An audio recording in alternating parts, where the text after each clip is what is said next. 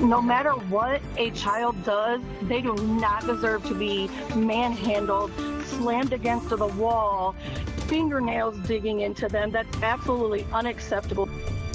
Coming up, a Toledo Public Schools employee suspended after an incident caught on camera. Now we have the video, and we'll show it to you coming up here in just a bit. And a fiery debate in Waterville tonight, all over data centers that haven't even been built yet. Hear why one council member says the city needs to shut the door before it even opens. You'll love them. Seriously, I fell in love with them. They're cool. And a Toledo doctor is bringing healthcare and hope straight to the streets. Hear how a weekly clinic is changing lives with more than just medicine.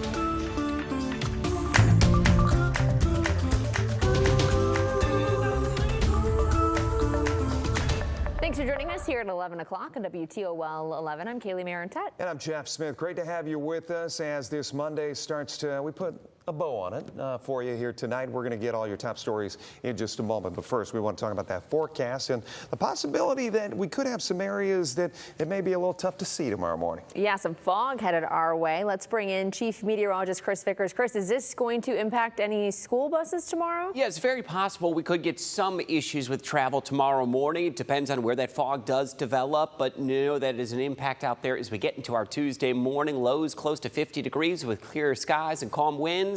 The development of fog yet again will be an issue tonight. We're falling back close to 50 right now over toward Wauseon, mid-50s Napoleon, 55 Oak Harbor, down toward Fremont. You're also at 55 degrees. Now just a little hint of fog beginning to show up now north of the Toledo Metro, northern Lucas County up into southern parts of Monroe County, and this very well may expand into the central portion of our viewing area as we go overnight tonight. So we'll call it patchy dense fog, lows tonight in the upper 40s, and that visibility we could watch it drop below our very eyes as we see it into tomorrow morning. Here's the clock about 8 a.m. There's where we may see some areas of patchy dense fog across Lucas, Wood, down into Hancock counties. And that fog should lift by about mid-morning with highs into the afternoon looking bright and brilliant, reaching into the low and mid-70s on Tuesday. I'll preview some much-needed rain chances. That my hour-by-hour forecast coming up. Kaylee, back over to you.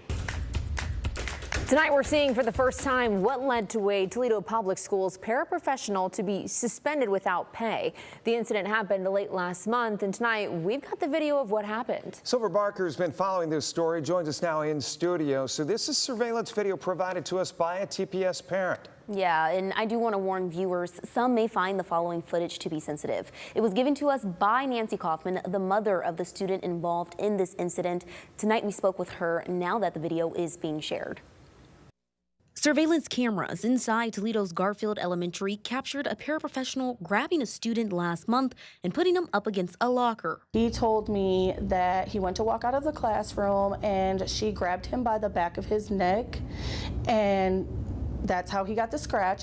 That's the 8-year-old boy's mother, Nancy Kaufman. She says her son is autistic and came home that day with bruises and scratches. She snatched him by his backpack so hard that it broke the strap and then left a bruise on his neck. Kaufman says the school initially told her son, who has had behavioral issues at school in the past, became upset after not earning McDonald's with his class. They told her they tried to calm him down, but it escalated out into the hallway. And Kaufman says that's where the video shows the employee grabbing him and pressing him up against the wall and holding him there for more than 2 minutes. Kaufman says the school told her son got a scratch from something hanging on the wall. But after seeing the video, she says there's no excuse. No matter what a child does, they do not deserve to be manhandled, slammed against the wall, fingernails digging into them. That's absolutely unacceptable. Kaufman says she's also frustrated that no one intervened. And I got more angry when I started to see all the other staff members just standing around letting it happen. Fellow Garfield parent Greg Schaefer says his stepdaughter saw the incident and his stepson is in the same class. He says parents with kids in the same class weren't notified about what happened.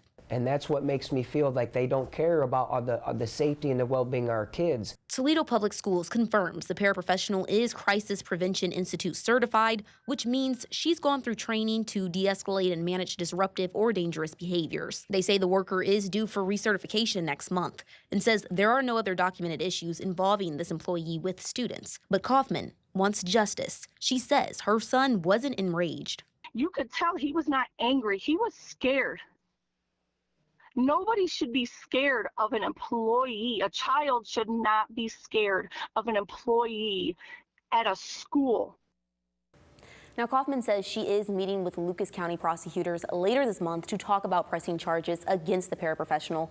Due to the pending investigation of this incident, the name of the paraprofessional has not yet been released to us. Kaufman says she has thought about taking her kid to a different school, but says he does not do well with change. In studio, Silver Barker, WTOL 11. We continue learning new information tonight. This as a woman was seriously hurt after a crash with a semi in Sandusky County. We were out there in the scene. Troopers say the 26-year-old from Lakeside Marblehead was flown to the hospital after her SUV hit a semi around 3:30 in the afternoon on State Route 53 just north of the turnpike. Investigators say the semi was backing into a field when the SUV hit the trailer and got stuck, got wedged underneath. The woman had to be extricated from the vehicle. The semi driver and a witness on scene were not injured.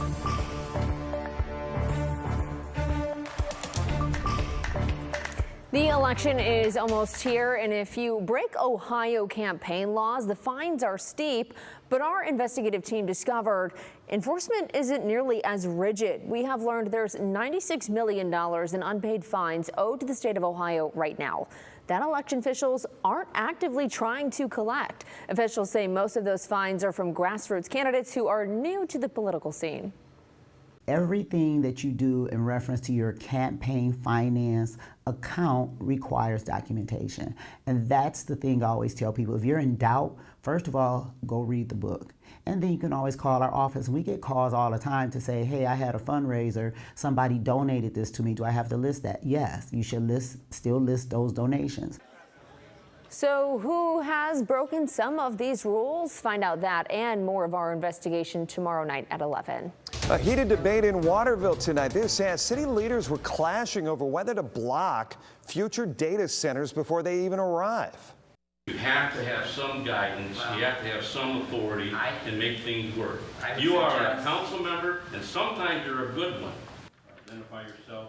Councilman Wayne Wagner pushed for a 12-month moratorium on data centers. This after paperwork had surfaced showing a possible site near Waterville Township.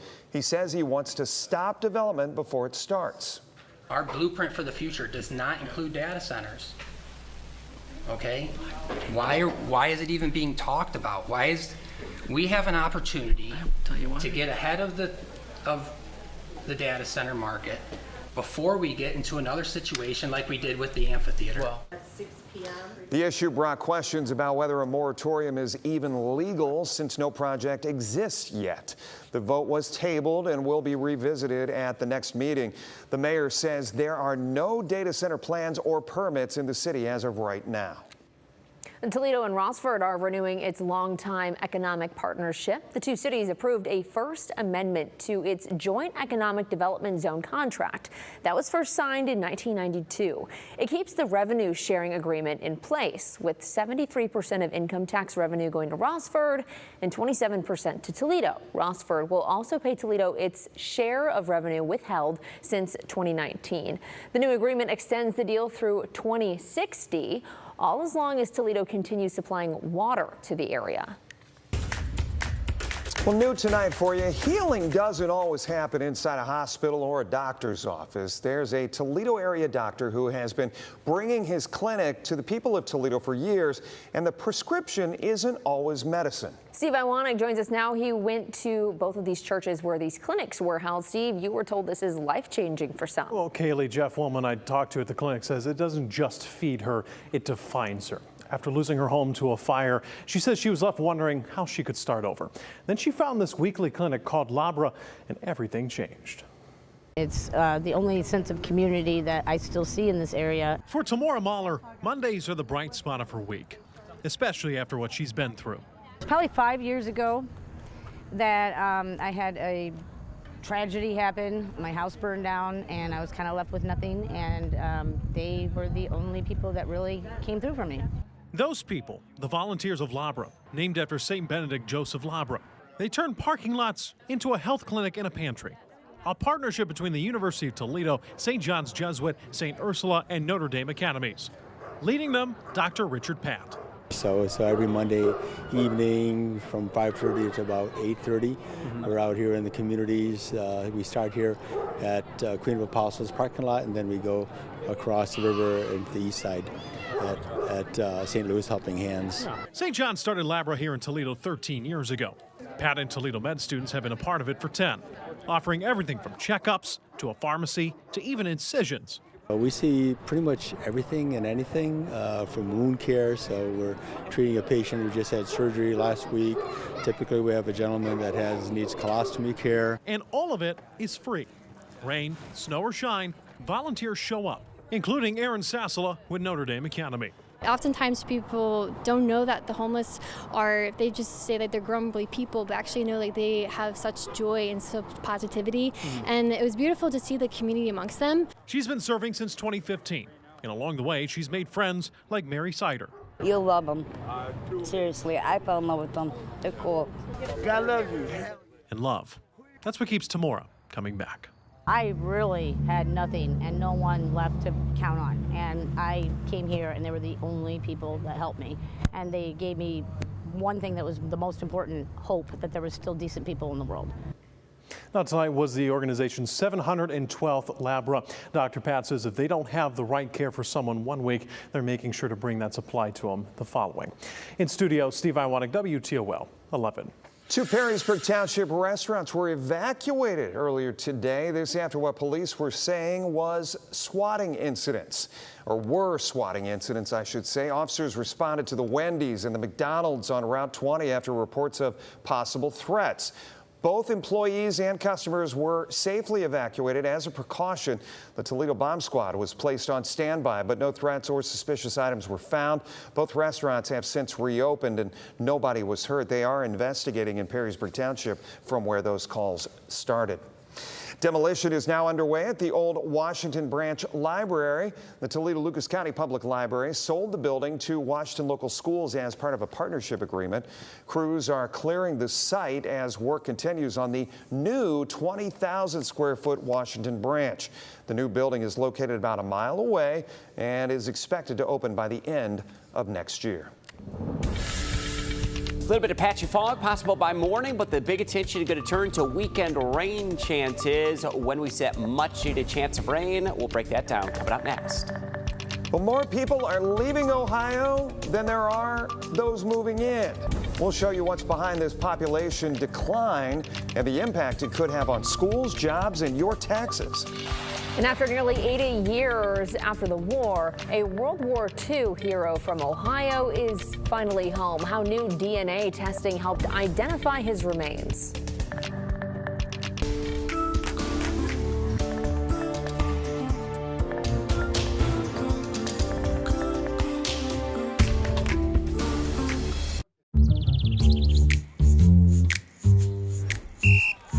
Slow?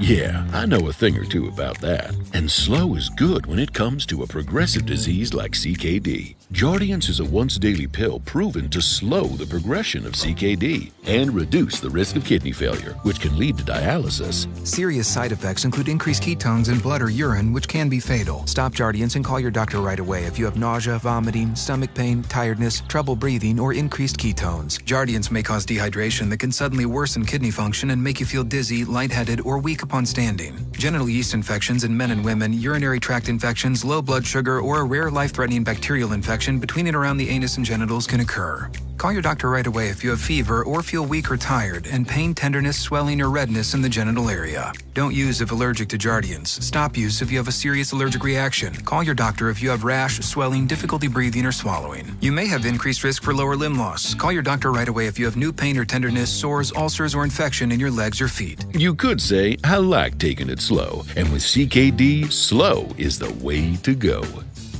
Ask your doctor about Jardiance for chronic kidney disease today. If you've ever tried to clean a garlic press, you are going to love this. Introducing the Great Garlic. No chunks, no squeeze, no stuck pieces. It's faster, cleaner. If you cook even a little bit, you're going to need one of these. Scan the code on your screen now. Introducing the Great Garlic, your ultimate kitchen companion. Just place a peeled clove of garlic under the grate, rock it back and forth, and say goodbye to tedious chopping and messy mincing. Scan now and find out for yourself just how great the Great Garlic is.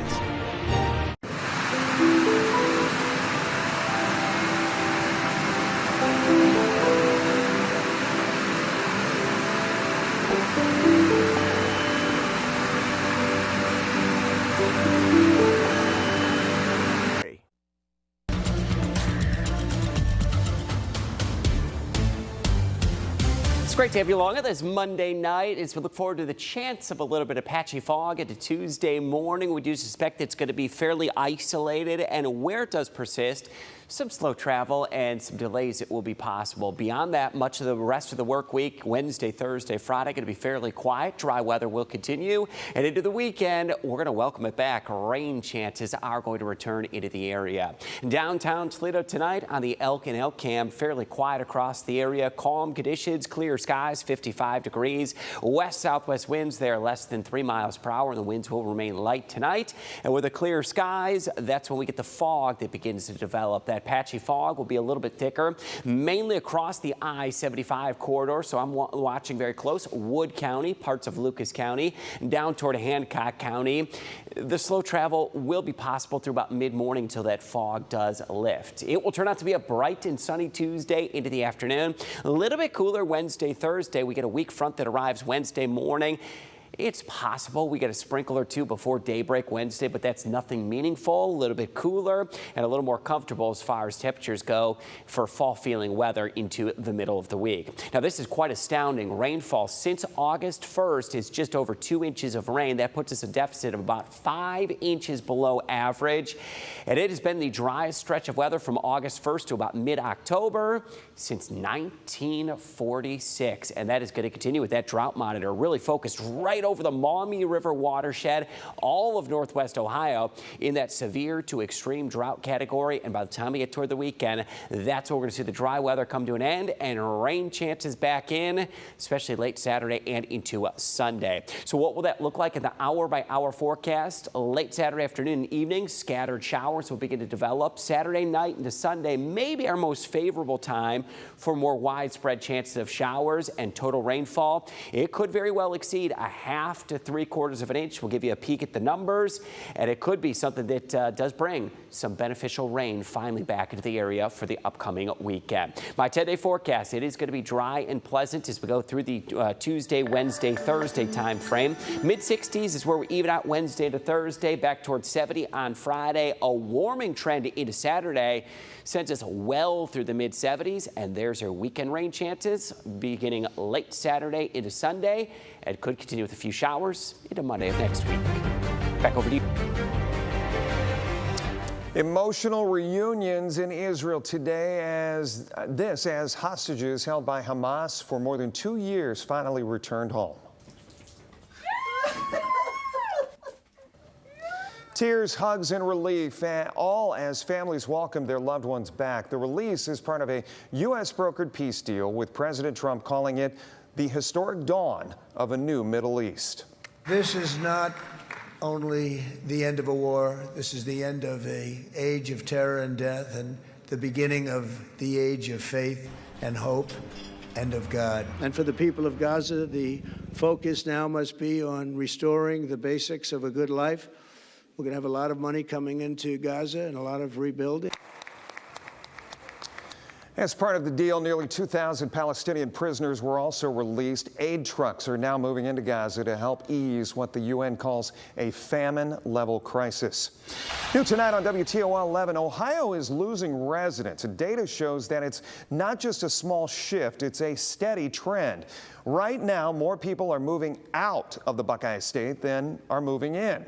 Those people often leaving for better job opportunities, lower taxes, warmer climate, family, things like that. One population researcher has been tracking the trend and says only a small number of areas are actually bucking the decline. Population is declining for two reasons. There are fewer births, and you have an aging population. And so what's happening is there's more deaths than births. There's growth in 14 counties, 14 of the 88 counties, and there's 74 other counties that are seeing a decline. Fewer people means fewer tax dollars, less federal funding, and fewer workers to care for Ohio's growing older population. Kaylee. Well, if you own a home in Ohio, you've likely noticed that property taxes are climbing.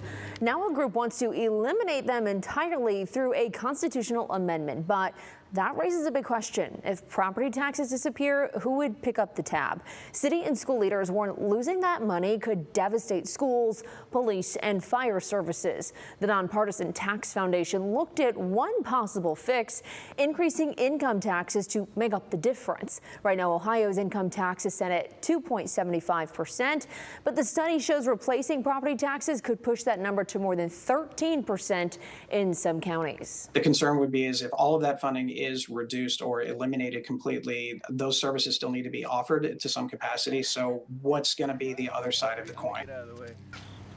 Many homeowners and renters say they're worried the plan could leave them with smaller paychecks and fewer community resources. Right now, volunteers behind the proposal are still collecting signatures to get it on the 2026 ballot. Archaeologists say they've uncovered some rare artifacts beneath a museum right outside of Dayton. This is in Troy, Ohio. This is nearly a year after a fire destroyed much of this historic site. Since then, teams from the Ohio Valley Archaeology have been digging under the surviving floor bed of what was a tavern. There, they are finding everything from coins and ceramics to prehistoric artifacts. They found all kinds of really amazing things. They have found coins, including an 18, 17, 50-cent piece that may have been used by somebody who visited the tavern. We have found some prehistoric Native American artifacts as well in the deeper layers. So all kinds of stuff coming out of the ground. The two-story log building was first built all the way back in 1808. Currently, it is the oldest log tavern in all of Ohio. After nearly 80 years, a World War II hero from Cuyahoga Falls has finally returned home. Platoon Sergeant Harold Weaver was killed in the action during the Battle of Okinawa. That was in May of 1945. His remains were never identified, and he was declared non-recoverable more than 75 years ago in 1950. His niece helped to bring him home, saying it's been emotional to finally lay him to rest next to his parents. I have to say that that was a shocking day. He did not want to be with the adults because they wanted to talk about the war, the war, the war. And I didn't. I just wanted to play with my uncle. In 2023, advances in DNA testing helped confirm remains recently returned by Japan belonging to Sergeant Weaver. This year alone, more than 150 fallen service members have been brought home, according to the Defense Accounting Agency. Tyler? After its first loss in over a month, the Lions lose another defensive back, but this time it's not because of injury. Plus, don't look now, there's an ACC team surging, and it's because of one at Toledo area quarterback. All that and more coming up next in sports.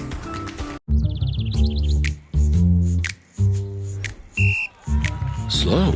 Yeah, I know a thing or two about that. And slow is good when it comes to a progressive disease like CKD. Jardiance is a once-daily pill proven to slow the progression of CKD and reduce the risk of kidney failure, which can lead to dialysis. Serious side effects include increased ketones in blood or urine, which can be fatal. Stop Jardiance and call your doctor right away if you have nausea, vomiting, stomach pain, tiredness, trouble breathing, or increased ketones. Jardiance may cause dehydration that can suddenly worsen kidney function and make you feel dizzy, lightheaded, or weak upon standing. Genital yeast infections in men and women, urinary tract infections, low blood sugar, or a rare life-threatening bacterial infection between and around the anus and genitals can occur. Call your doctor right away if you have fever or feel weak or tired and pain, tenderness, swelling, or redness in the genital area. Don't use if allergic to Jardiance. Stop use if you have a serious allergic reaction. Call your doctor if you have rash, swelling, difficulty breathing, or swallowing. You may have increased risk for lower limb loss. Call your doctor right away if you have new pain or tenderness, sores, ulcers, or infection in your legs or feet. You could say, I like taking it slow. And with CKD, slow is the way to go.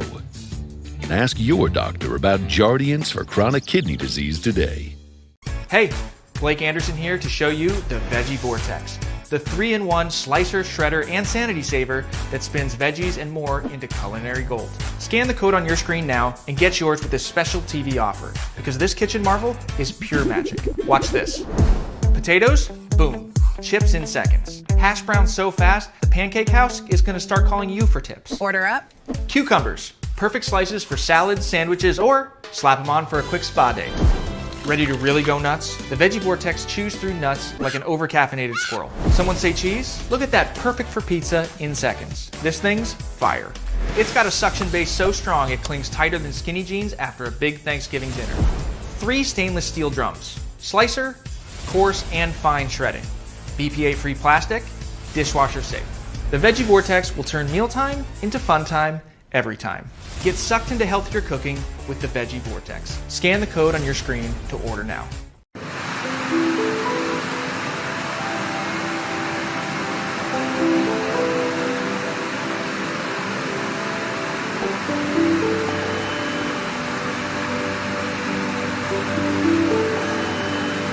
Plus.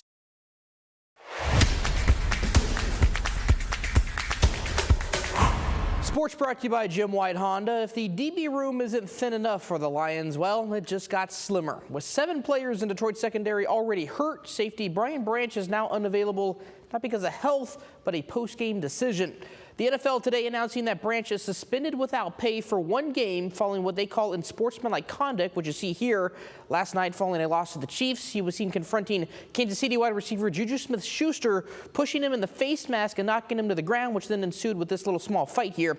Now, Branch did cite that the refs missed a blindside block just moments before that resulted in Branch being knocked down by Smith-Schuster. Well, as it stands, he will miss the Lions' Monday Night Football game against the Bucs next week.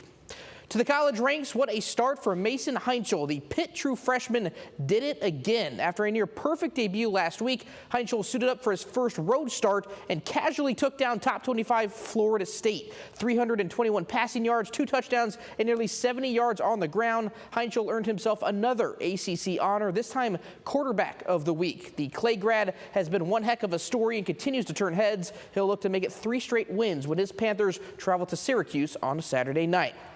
Of course, the Battle of I-75 took place this weekend, and Bowling Green coming out on top thanks in part to the largest comeback in program history. Down 21 points in the first half, it's still finding a way to win. Credit goes to the entire program for sure, but one area that stood out in flipping the script, the Falcons' defense. They pitched a shutout in the second half, forcing 2 turnovers and a pair of sacks. Impressive, given UT had the highest rated offense in the MAC. Now, linebacker and captain Gideon ESPN Lamprin earned MAC co-defensive Player of the Week honors for his performance, leading the team with 13 tackles and matching a career high with 3.5 tackles for loss.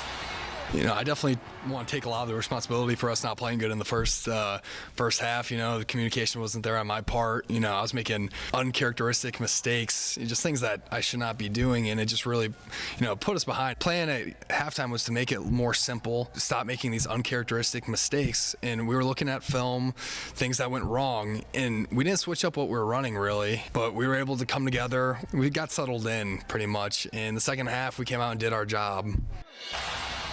On the other side of the coin, frustration and disappointment, as you can imagine, throughout the Toledo football program. Another tough pill to swallow for the Rockets and its fans. They're now 1-2 in MAC play after being picked to win the conference championship. Never mind the fact they were double-digit favorites on Saturday, UT now remains winless on the road.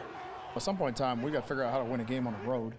You know, I looked at our conference statistics today. I mean, our league is 5-37 on the road as a conference. I mean, that's alarming. And lastly, a shout out to our state high school golf qualifiers. Division I wrapped up today. Anthony Wayne's Sophia Stanton finishing with all Ohio honors on the girls' side. St. John's Liam McQuaid leading the Titans on the boys. Now the D3 boys will conclude tomorrow. Pettisville sitting in 3rd place as a team. That's all for sports. We'll be right back.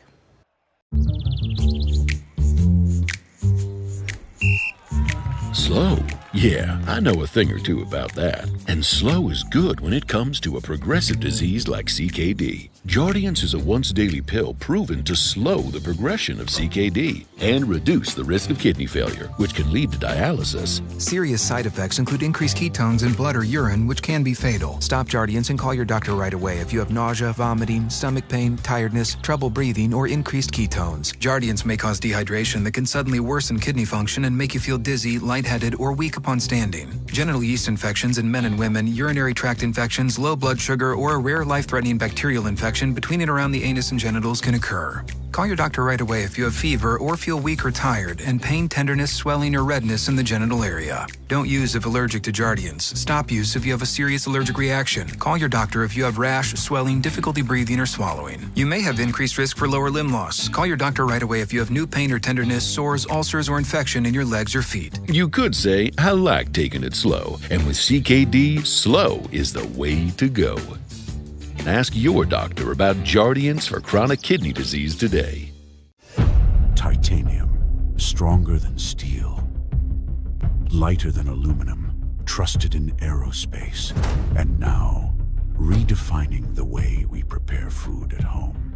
Resists corrosion, never absorbs odors, and remains flawlessly food safe without ever breaking down into harmful microplastics. Titanium Edge, now available through this exclusive television offer.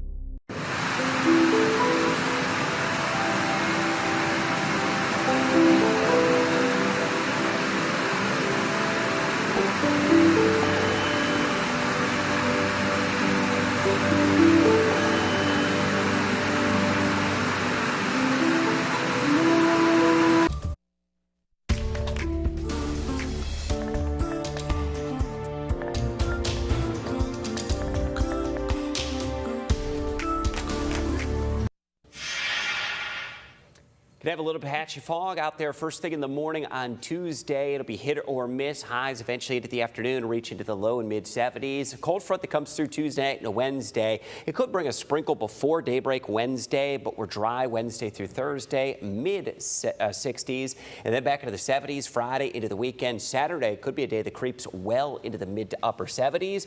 Head of a cold front that brings rain later in the day Saturday and into Sunday. And at this point, we'll say over a half an inch of rain is possible, and we certainly could use it. Absolutely. Chris, thank you. And thank you for spending some time inviting us in each and every night. We appreciate it. We'll see you back here tomorrow at 11. Have a good night.